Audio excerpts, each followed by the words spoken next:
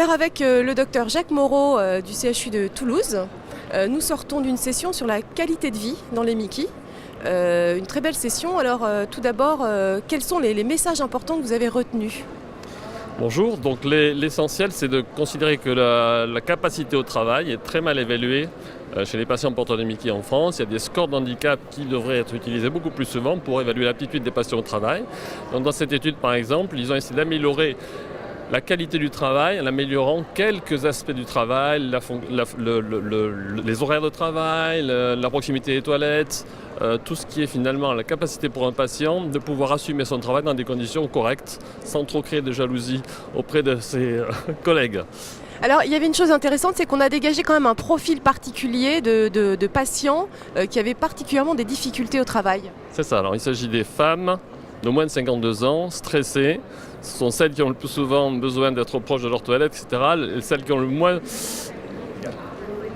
d'avantages, je dirais, pour demander à leurs employeurs de faciliter leurs conditions de travail. Et pourtant, ce sont elles qu'il faut défendre.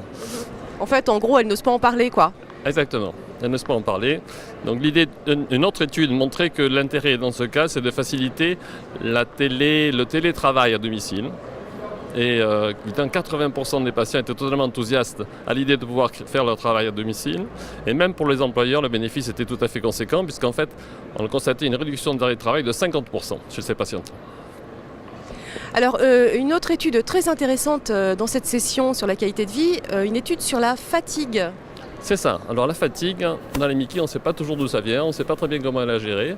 Et il s'avère que les patients sont fatigués, même si apparemment leur maladie est en rémission, qu'ils n'ont aucun critère inflammatoire, ni biologique, ni clinique.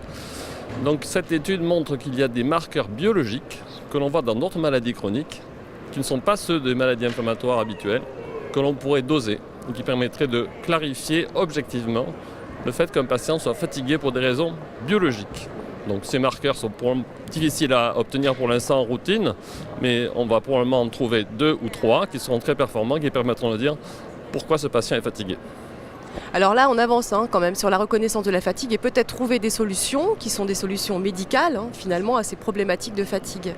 Alors il y avait autre chose aussi sur l'observance. Alors en fait, c'est l'adhésion à son traitement. Qu'est-ce qu'on peut en dire de cette étude sur l'observance ? L'observance, d'abord, c'est très difficile à mesurer habituellement. Et puis on culpabilise toujours le patient de ne pas être observant de son traitement. Donc là l'idée c'était au contraire d'appréhender le problème en posant la question initialement au patient au début de sa prise en charge et essayer de dépister ceux qui potentiellement risquent de l'être inobservants. Et ceux-là on va bien les driver.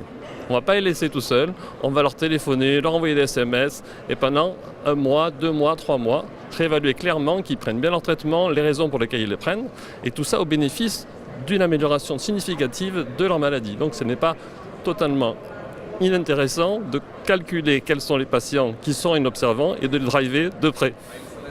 Mais oui, parce que finalement, quand on prend son traitement, on a quand même plus de chances qu'il soit efficace, n'est-ce pas ? Absolument, c'est ça la leçon. Alors, dernière chose quand même, une petite étude aussi sur le coaching d'un patient en une journée. Alors comment ça se passe dans cette étude ? Alors oui, cette étude m'a un peu surpris, mais enfin l'idée c'était de mettre les gens en situation pendant une journée, les imbiber de leur maladie, de leur traitement, de leur devenir, soit en individuel, soit en groupe. Et en les prenant en charge comme ça, mais vraiment de façon intensive pendant 1 an, on dédramatise beaucoup de choses, on leur parle de leur maladie. Ça peut être pour moi plutôt une première étape, un suivi éducatif plus musclé, mieux organisé. Mais peut-être que le premier contact déjà, et en y passant au moins une demi-journée, est déjà une façon de dédramatiser beaucoup de choses. Et puis une façon aussi pour le patient de trouver après ses propres solutions. Tout à fait. C'est exactement ça. La plupart des études montrent que le patient doit trouver 50% de ses solutions pour régler ses problèmes. Nous, on est là pour l'aider, pour le soutenir, l'accompagner, mais quand même, il faut que de sa main viennent les principales solutions. Merci beaucoup, Jacques Moreau.